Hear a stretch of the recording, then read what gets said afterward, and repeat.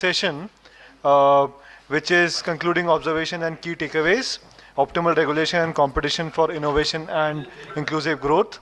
The idea of this session is to build an actionable agenda for promoting innovation ecosystem, which was the thought behind organizing this conference.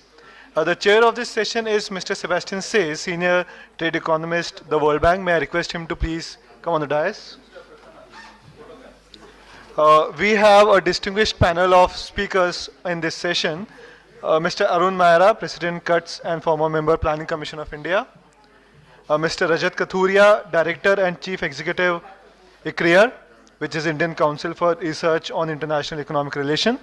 And may I request Dr. Mairam to stay back.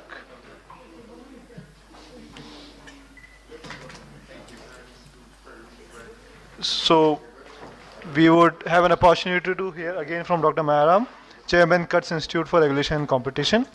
This session has two rapporteurs from CUTS, Ms. Alice Pham, Center Coordinator, CUTS Hanoi Resource Center, and Ms. Chenai Mukumba, Center Coordinator, CUTS International Lusaka.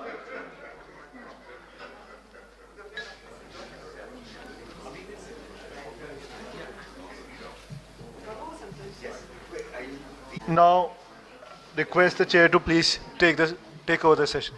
Thank you. Yes, good afternoon. I was requested to try to keep the session within the limits of the time, so I'm not planning to myself make any presentation.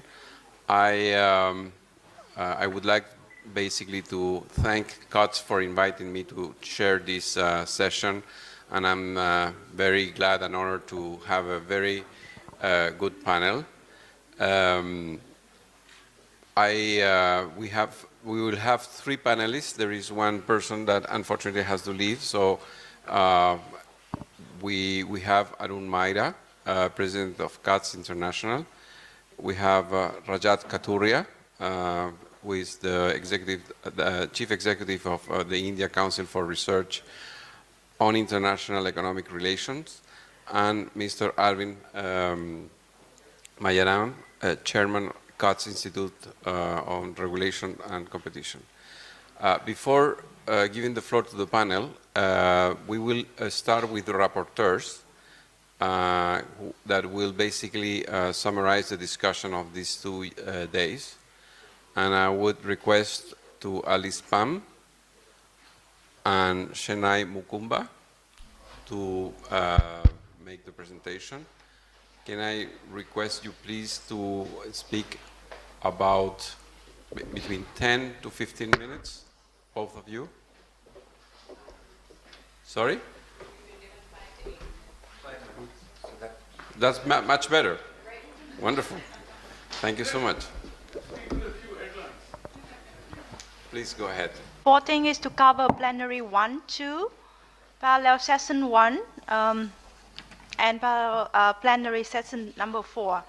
So, we have just been given 5 to 8 minutes to report on what you have discussed during the past 1.5 days. For my part, only that includes 6 papers. I don't know how many discussion and speakers, all of them talk a lot about various important issues. So it's almost an impossible task to summarize and condense all these enriching discussion into just 5 minutes of talk. But what I will try to do is to pick a thread through all those enriching discussion by looking at the interface between IPR and competition at different level. I think all the speakers talk about this interface at the national development strategies, how that's addressed with regard to policy promulgation, and finally at the level of implementation and enforcement. I think it's also helpful for us to pick our way through all these discussion and speech by picking up the keyword that underline on the discussion. For example, what I could notice is that in addition to keywords such as intellectual property rights and competition, we could hear other keywords such as innovation, free market, tensions, complementary role, sharing common ultimate goals, consumer welfare, public interest, and balance. And picking up those keywords help us to sum up the interface, which looks like this. So even though it looks like there's apparent tension between competition and intellectual property rights, these two set of policy actually share the same common ultimate goals of promoting innovation and consumer welfare in the long run. And they could actually be designed to work and implemented or enforced in a complementary manner. There is therefore a need to strike the right balance at different levels. At the highest level, it was suggested that developing country, or rather different type of developing country, including large emerging middle-income economies like India and China, or least developed countries, or small and landlocked countries, to be strategic while addressing this balance between IPR and competition, taking into account the level of development of their economies, their priorities, whether that is to promote technological transfer or to protect and promote the space that should be enjoyed by domestic firms to imitate or innovate and grow, or whether that priority is to promote consumer welfare in the long run or ensure access to basic necessity in the short term. And also taking into account the policies' evolutionary trajectory in this country. So in short, developing countries might not necessarily go for a strong IPR protection regime all the time, and competition policy and law might become a handy tool to promote public interest.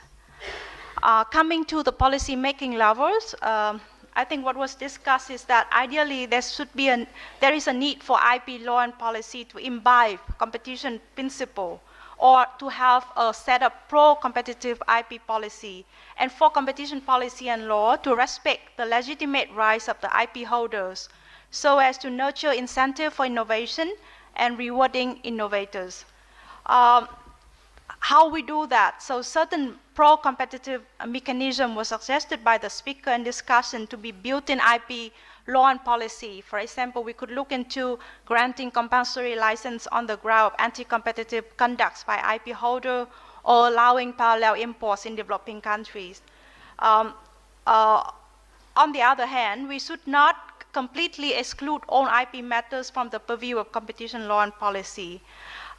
Taking the examples of the agriculture and the pharmaceuticals that was discussed in the parallel session, for example, in the agriculture sectors, developing countries could take advantage of the flexibility allowed by the treaty to have sui generis legislation over patent protection for new plant varieties, or to allow farmers to have fair use of patented seeds.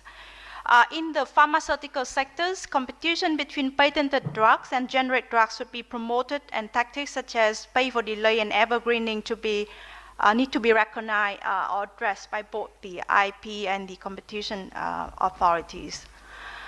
Then we come to the last level of the interface, which is implementation and enforcement. To me, and listening to all the speaker and discussion, I think striking a balance means building coordination, building a workable coordinating mechanism between competition authority and the IP office.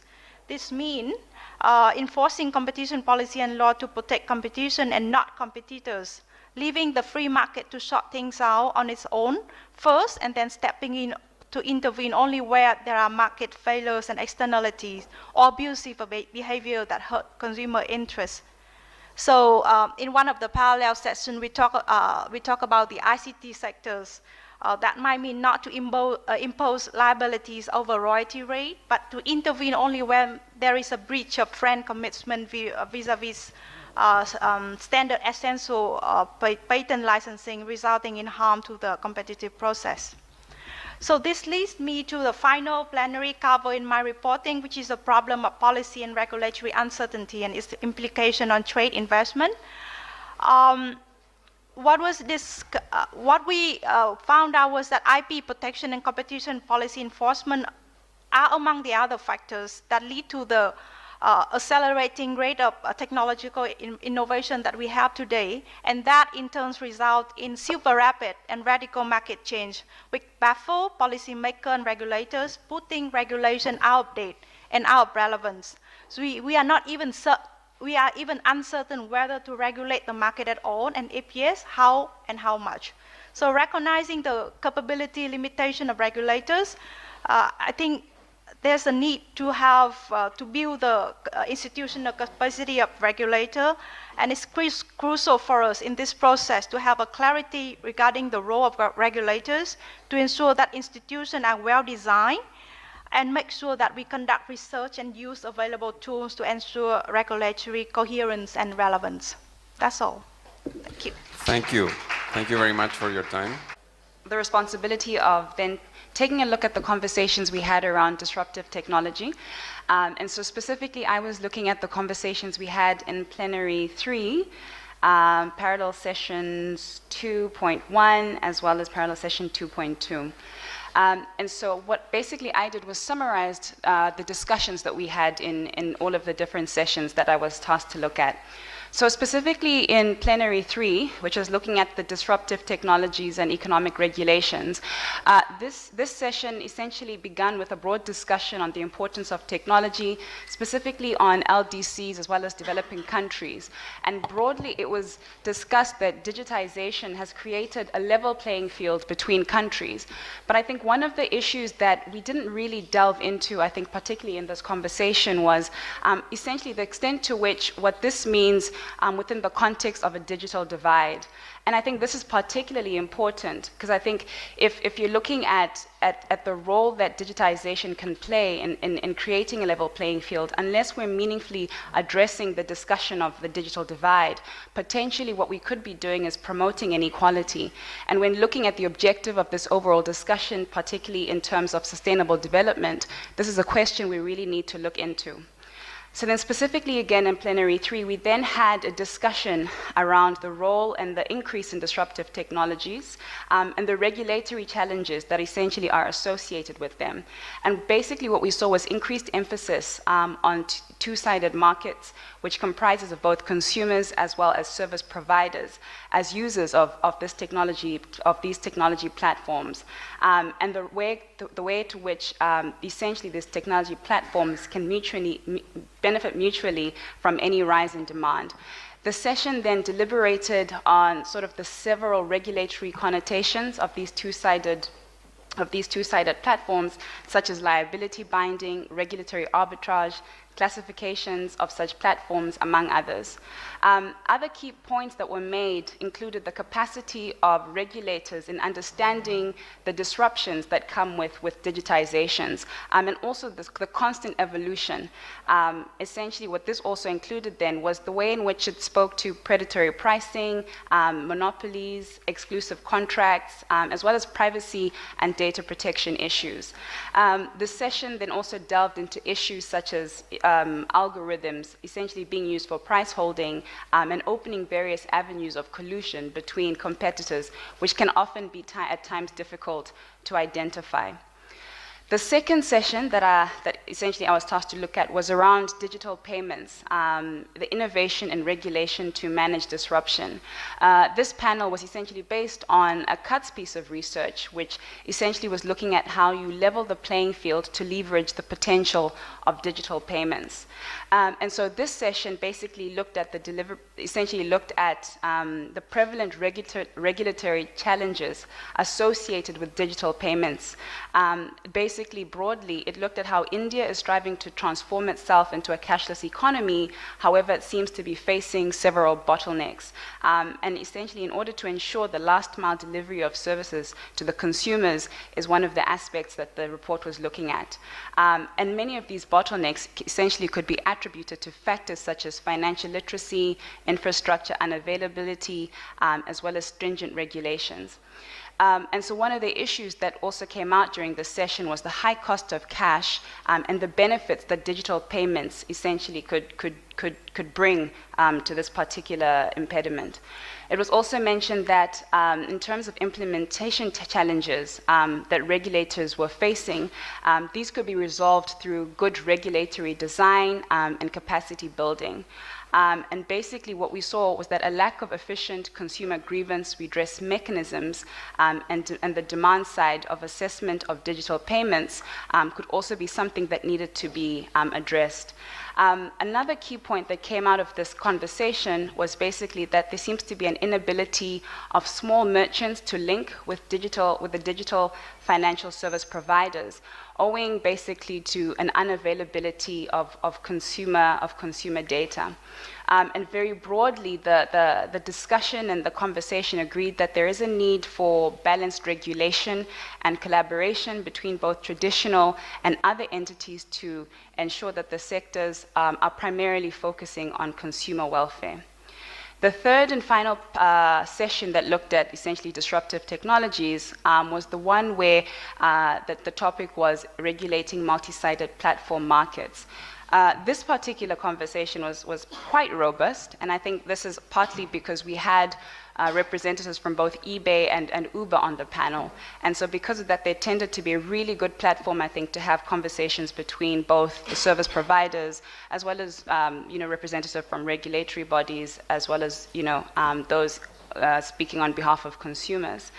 And so basically the deliberation started with the role of the government and the regulatory agencies, particularly looking at the extent to which they can promote competition in the market.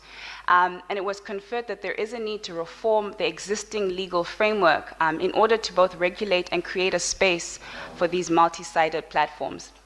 And this can be done through endorsing the regulation of competition rather than regulation for competition.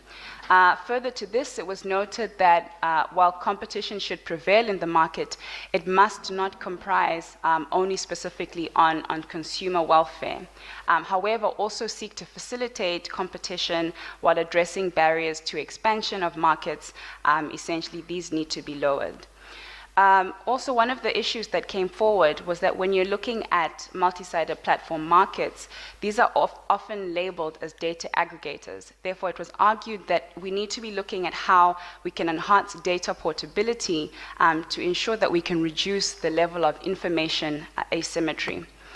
One of the other issues that came up during this conversation is that while regulation needs to be made keeping the consumers at heart. However, currently, consumers themselves tend to have inadequate information with regards to basic economic principles.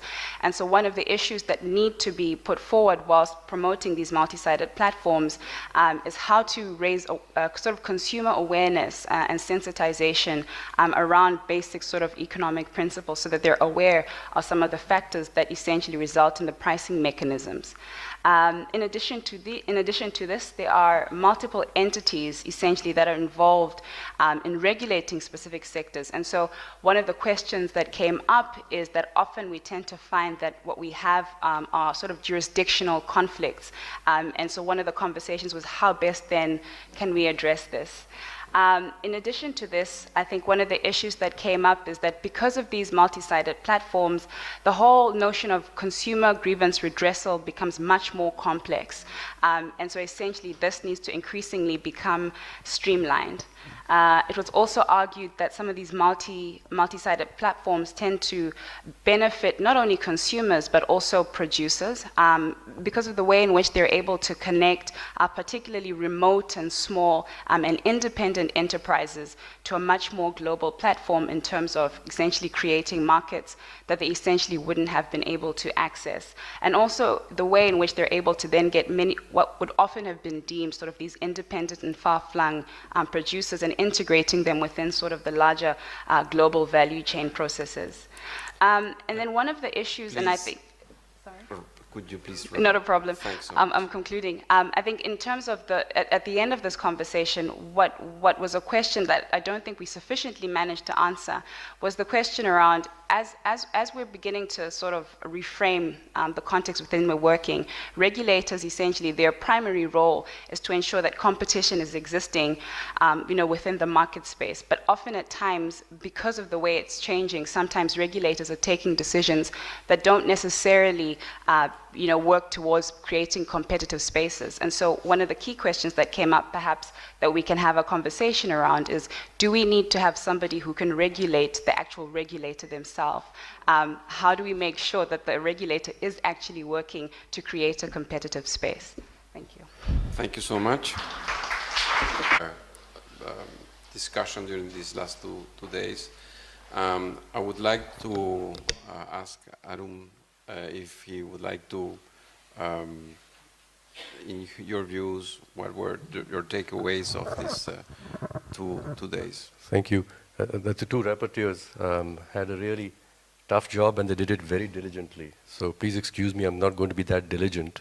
It is a very tough job, but what have I taken away? What came to my mind, and I therefore put it down, was Peter Drucker. And you say, oh, Peter Drucker. Peter Drucker, as many of you know, was, they say, the greatest management consultant who's ever lived so far. And he was consulted by the chief executives of the largest companies in the United States and Europe and by presidents of countries. And Drucker had this advice to consultants that when you meet a powerful person, an important person, never ask them for the facts. Ask them for their opinions first. Because any smart person will find the facts to support their opinions.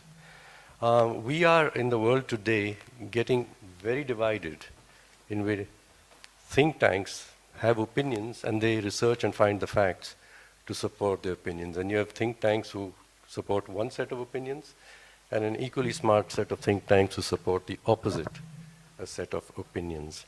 And with the social media, it's becoming even worse for common people, that we are put into communities where we follow those we like, and we are given more of what we, in terms of information and opinion that we say we like.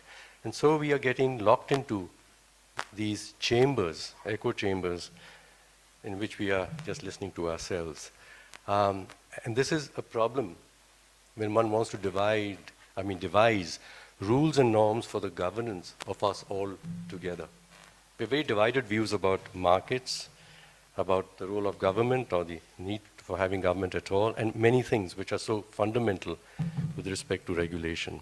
The second is I heard once or twice here, and one hears it all the time, that citizens have to be made literate in economics. They must understand economics. What I'm hearing, though, amongst economists themselves, is that we need to understand human beings and society better. So it's not about educating citizens in economics, but about economists being educated about societies and citizens. We heard in the last session in PPP and the earlier sessions last evening that I was at, the need for connecting many parts of the system together. Many regulators or many policies must work together, so more systems thinking is required, and we should have, like the example of Bangalore was given in the previous session, more planning, which is a planning of the whole system, more systems planning, and certainly if we want to get results, we have to have more collaborative and more systems action. So the thread running through is about systems and thinking in systems and working as systems. And to be able to understand the system, each of us is a small part, we've got to learn to listen better to those who have different views of the system. And I fear that we are being taught how to advocate more strongly, to find the facts that support our opinions more strongly, to win debates by arguing and yelling louder than the other person. We are losing the art of listening to other opinions, and therefore we are not able to understand the system of which we are a part. So, actions. To hear people who have very little power, we must allow them, in fact, encourage them to form associations of themselves so that they can be heard. And I think there is a bias in some sectors of society and governance to that, collective action is a bad thing. Unions must be killed, and they have been killed in some places, and perhaps, therefore, inequities in labor markets have been arising on that account. And this relates to, again, the session before you, which you talked about, the voices of the local community informing the PPPs. As you said, the fourth P is often forgotten. It's like the private sector and the government, but what about the people for whose sake this whole project is ultimately devised. So coming back to cuts and speaking now as myself as cuts, that I think consumer union and trust society, I think we've got to get back to the mission of creating associations of common people as consumers, as workers, so that their voices can be heard in understanding what the system is. And finally, just for ourselves, as all of us, would you allow me 30 seconds or no? Yes. Oh, you would, thank you. Yeah. You own the place. No, I need your permission. We've given you the place, right? If we want to help create a better society, we ourselves as researchers and advisors to policy, yes, three models. We must understand what a society is. I've said that. It's not an economy. We must understand what a society is. We also must understand how societies change themselves. And within economics, the voices of Douglas North being brought back, and Elina Ostrom, and now Danny Rodrigues, talking about one economics and many recipes, community self-governance. So how societies change themselves. And when we understand that, then we can be proper advisors to policymakers and societies on how change will be brought about. So there are two missing models in my head in what is a society and how does a society govern itself. And with those models in mind only can I get a better model of advising policymakers. Thank you. Thank you, Mr. Maida. No, please, thanks so much. Now I would like to request Rajat to provide 5 minutes. Thanks, Sebastian. At the outset, let's just very quickly thank Uday, Pradeep, and Dr. Mairam for inviting me. It's a pleasure to be here. I represent a think tank that hopefully does work, finds the facts, and then recommends the policy. And we've been doing that for the last 35 years. So I'll have 2 specific points on what I heard both from the rapporteurs as well as since the morning. But before I get to the specific points on future research, what we can do, I just wanted to talk about where we are in terms of as a country, as a society, or as an economy in regulation. And what we've achieved in regulation. And this may not be sort of new to most of you, but regulation in India is a relatively new sort of field, except the RBI, which has been around since 1935, and it's been an excellent regulator. But the other forms of infrastructure regulation is relatively new, and therefore I think it's still evolving. And the rate it is evolving has been subject to a big, I think, shock to the system today, which is in IT and technology. And therefore it has to evolve again. And so what the right form of regulation is, what the optimal regulation for innovation and for inclusion. I'll spend a little bit of time talking about that. But we don't know what the optimal regulation, and every country will necessarily have a different sort of optimal regulation for innovation and inclusion. Unfortunately, what has happened is that, as the speakers have said before me, and I think what I heard in the morning, regulation has been directed at sort of fighting immediate battles. And I think that optimal regulation is more about creating a vision and an ecosystem, which can then create the ecosystem for innovation. And I think in India's case, for innovation, for inclusion, much more than innovation. Innovation, I think, if you look at China's 5-year plan, the 12th 5-year plan, the focus was entirely on innovation. And that was fundamental research and basic research, and a little bit on process innovation. We are at the stage where we are doing a lot of, I think, process innovation in India. Necessity is the mother of invention. But we are doing very little of fundamental and basic research, which is going to lead to innovation. But long-term driver of economic growth or societal growth will be innovation. We'll be led by inclusion of capital, will be led by infusion of labor, but ultimately our growth will be determined by total factor productivity, as the economists say, or by innovation. So there has to be a vision towards innovation. That doesn't seem to be existent. China is at the stage, I said, in its economic life cycle where it is focusing on innovation, fundamental innovation and technological progress. And we are at a stage in our life where we are focusing, I think, much more on process innovation, a low what people call jugaad, bad word, I don't like that word, but it's kind of frugal innovation which is paying dividends.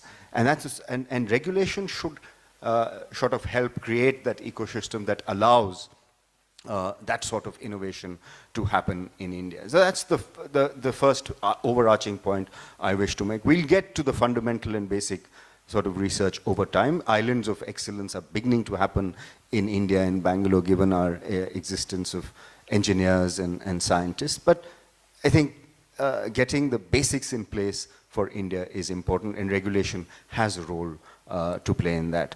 The second point, before I get to the specific research, is on state capacity. And I think state capacity in India, as in any emerging markets, even developed markets, has been relatively weak, and many manifestations of that are available. To the extent that I would say that delivery of public services that Prasanna in the previous session and Professor Morris so eloquently spoke about, a weakness in the delivery of public services has been a reflection of weak capacity, which has caused, all the problems of air quality, unhealthy, cities, and lifestyles which have had to be compromised, because we've evolved private solutions for what are public services, and water, electricity, public transport, or transport. So we've evolved, so we don't trust the state to deliver.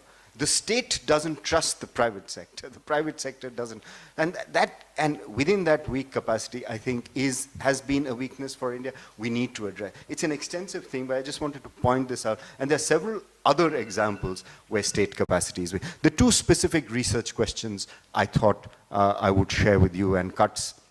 One is on inclusion. And I think if India is going to be make or break the demographic profile, I don't know why people call it a dividend.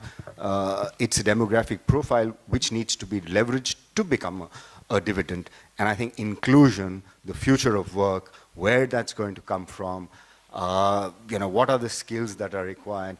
As it is, labor laws haven't allowed a labor-intensive development of Indian manufacturing, and technology is going to add another whammy to this process. So I think inclusion and regulation, optimal, no regulation is regulation as well. So regulation or optimal regulation for inclusion or the future of work and how the ecosystem can evolve is, I think, a topic that we desperately need. Otherwise, as Mr. Myra is saying, societies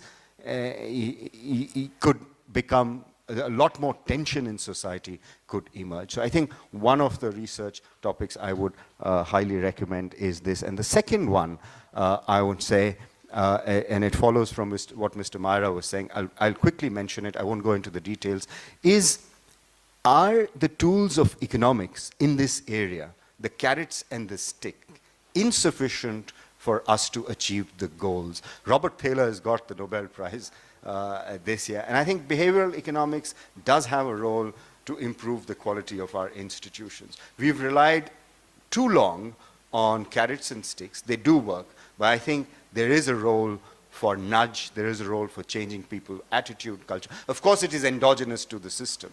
The quality of the enforcement will determine how people react. But also nudge by itself, I think, could be an additional instrument in achieving our goals in society, be it inclusion, be it innovation, be it regulation. Thank you. I'll stop here. Thank you, Rajat. And I would like to ask Mr. Majaram, 5 minutes. I'll be the briefest because Mr. Myra was talking about opinion, us for the opinion. I thought I used to have opinions, but ever since I got hooked onto Twitter, I don't know where I am because you keep changing your opinion every 2 minutes. I think most importantly, these 2 days have brought out the importance of looking at systems and how they can foster. But there is a bit of a contradiction in the term system and in the term innovation, because the systems get then more settled, then there is the propensity of not changing, and that becomes a problem. So for cuts or for CIRC, the institutions that are driving behind this two-day session here, the most important task would be to continue to look at how to shake the system and yet not allow it to break. And we need to continue to work with that, and that's where I think innovation is going to be most important. In CIRC, for instance, we are now working full-time on the concept of people's first PPP, which means how do you bring people into the heart of, and not just in terms of consultations, not in terms of but in terms of how you embed them in the whole process and also in the legal process of doing PPPs. And we will also have to continue to look at how we live with this whole tension between IPR, because there is one very important aspect where much of the original fundamental research, as was mentioned by Mr. Kathuria, is happening in developed countries. The price for that IPR is paid mostly by the poor of the poor countries, because the price gets embedded in technology and that technology gets imported. So we'll need to have to also look at how competition can, to an extent, temper that whole issue of pricing of IPR. These are some of the important areas. I think going forward, we will continue to work on those. Thank you. Thank you very much. I would like to thank the three panelists, because I think that they raise very, very pertinent points and very important issues. I also would like to congratulate CUTS and the organizers, because I think that this is a very difficult topic, the combination between strengthening intellectual property rights, maintaining competition in the markets, and regulations are one of the most challenging topics for economics. I'm not sure if we have 5 minutes for any reaction or any additional comments that the participants would like to make. But I've been restricted to be very, very strict with the time. So yes, well, that's an advantage. If you are all hungry, there is an incentive for behavioral good behaviors. So please raise your hand. The gentleman in the back, please, a microphone for him. Effective markets and governance. Two things that I picked up during the conference that we might want to take forward. One was the great need for the collection of a database of actual examples where IPRs either deter or assist innovation. A number of speakers said that IPRs are just useless and are anti-consumer, while others felt they were vital. And yet, during this whole conference, we've had no more than just 2 or 3 examples. So one research point would be the development of a database of case studies nationally and internationally. And the second, a practical one, a number of people spoke of the problems about compulsory licensing with IPRs. And there was a suggestion that I think was not quite thought through, that the Indian Competition Authority should be given the role of determining what sort of royalty rate should apply to mandatory licensing. That was pretty quickly dismissed, but I think it shouldn't be dismissed entirely in this respect. The patents officers and the usual people who do it aren't well equipped. However, economic regulators do have the intellectual and mechanical tools to do that, and so I propose that that idea be captured for the future. Thank you very much. Well, I think that hunger, so thank you for the panelists as well for joining me in this concluding session. Thank you very much. Thank you very much. I know I'm standing between you and your lunch, but I still need 5 minutes of your patience, and I'm sure you'll understand the fact that it's been 1.5 days and you have still maintained your patience. So 5 minutes more would not cost us much. First and foremost, would like to thank the closing session panelists, Mr. Sebastian Says, Mr. Arun Maira, Dr. Arvind Mairam, and Rajat Khaturiya. I think the concluding session, along with inputs from the floor from Alan, sets really well the agenda for CUTS and CIRC in terms of what we intend to do in the way forward. It puts a lot of pressure on our shoulders because in the last 1.5 days, there's been a lot of rich discussions. And I must also congratulate all the participants. I think this is the first rare event, maybe because of technology problem, but not a single mobile rang during the sessions, which was brilliant. I must say, I think that deserves applause to the participants. With that, just a formal word of thanks. Would like to thank OECD for their partnership. James Mancini, thank you for coming all the way from Paris. OECD and CUTS have a long-term partnership working on competition and regulation, and we value our partnership and looking at, and the idea of bringing OECD on platform was that this event is not, while it's being hosted in Jaipur, which is the headquarters of CUTS, but the idea was to disseminate the information and the knowledge at the international level. Along with that, we'd like to thank all the speakers, chairs, presenters, the rapporteurs, my team, Alice and Chennai, and all the participants. Thank you for all your time. I know 1.5 days has been long. They've been, especially the day yesterday was pretty long for all of us. And I could see the last session, which was on pharmaceutical and agriculture, ended at 7:30, and people still wanted more time. So as organizers, I think we can't really ask for more. Along with that, we'd like to thank, in terms of the way forward of this whole conference, and I think there are 3 important outputs which CUTS would be bringing out, because event is one of the things, but we don't want to close with this event. So one of the things what we intend to produce is going to be a compendium of research papers. So the paper presenters which all had presented and the inputs which they have got, that would be finalized, and that all would be collated together in terms of a compendium which will be released towards the next couple of months. Once it's out, we will definitely be disseminating this to all the participants and also on our forums. Along with that, we also will be coming out with an event report. But the event report would also be action-oriented in terms of what would be the agenda setting, what is the context, what is the way forward, what are the issues as CUTS and CIRC which we would like to take forward. And last but not the least, all the plenary sessions have been video recorded, and that would also be disseminated in installments on our CUTS YouTube channel, which also we would be tagged to all the participants.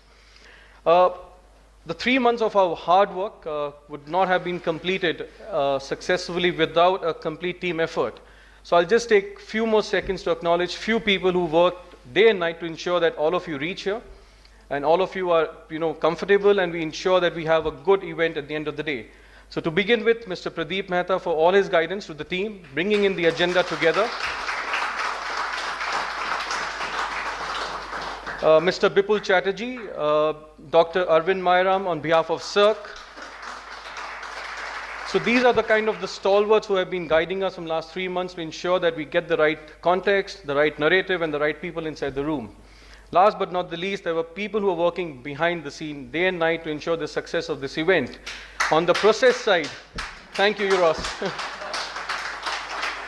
On the process part, to ensure that everybody reaches here, and I believe, I'm sure last 2.5 days was a nightmare for us with all these flights cancellations, delays, and we all had to ensure that you reach here on time. To begin with, first is Akshay.